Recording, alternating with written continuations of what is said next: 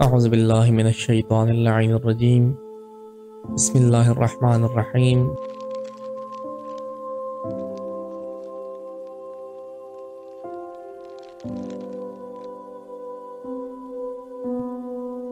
الحمد للہ والصلاة علی اہلہا اما بعد فقد قال مولانا امیر المؤمنین علی بن ابی طالب علیہم الصلاة والسلام عرفت اللہ سبحانہ بفسق العزائم۔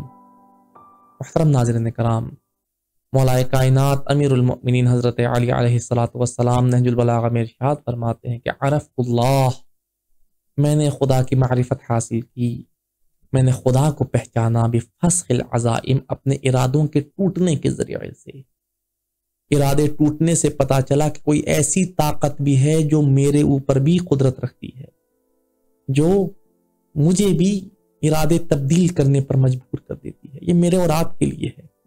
وَإِلَّا مولا معرفت الہی کے لیے اس چیز کے محتاج نہیں کہ مولا کے سامنے جب مولا کے ارادے تبدیل ہوں تو مولا تب جا کر معرفت خدا حاصل کرے۔ نہیں عزیزان گرامی، مولا معرفت الہی کی بلند ترین منزل پر فائز ہے، اور اس منزل پر فائز ہے کہ پیغمبر فرماتے ہیں یا علی، خدا کو دو ہستیوں نے صحیح معنی میں پہچانا ہے۔ پہلی ہستی مجھ محمد مصطفیٰ صلی اللہ علیہ وآلہ وسلم کی ہستی، اور دوسری ہستی یا علی آپ کی ہستی۔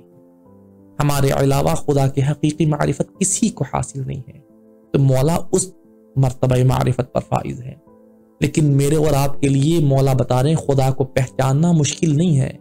تم کسی بھی چیز کا مصمم ارادہ کرتے ہو، ارادہ کرنے کے بعد تمہیں ارادہ تبدیل کرنا پڑ جاتا ہے۔ اپنے اس ارادے کو تبدیل کرنے سے پہچانو کہ ایک پاور ایسی بھی ہے جو سپر پاور ہے، جو تمہارے اوپر بھی تسلط رکھتی ہے، جو کسی وقت بھی تمہیں کوئی بھی ارادہ تبدیل کرنے پر مجبور کر دیتی ہے۔ تم نے ارادہ کیا، تم اس پر عمل کرنے سے پہلے اپنا ارادہ توڑ بیٹھتے ہو، اپنا ارادہ ترک کر دیتے ہو۔ تمہارا یہ ارادہ ترک کرنا بتاتا ہے کہ وہ طاقت ہے جس کی طرف سے قدرت کے بغیر تم کوئی کام نہیں کر سکتے۔ اور انسان اگر تھوڑی سی جستجو کرے، انسان تھوڑا سا تدبر کرے، تو انسان کا دماغ خدا کی طرف جاتا ہے۔ ہاں، وہ طاقت خدا کی ذات ہے جو کسی وقت کسی کو کوئی بھی ارادہ تبدیل کرنے پر مجبور کر دیتی ہے۔ خداوند متعال ہمیں حقیقی معرفت حاصل کرنے کی توفیق عطا فرمائے۔ والسلام علیکم ورحمۃ اللہ وبرکاتہ۔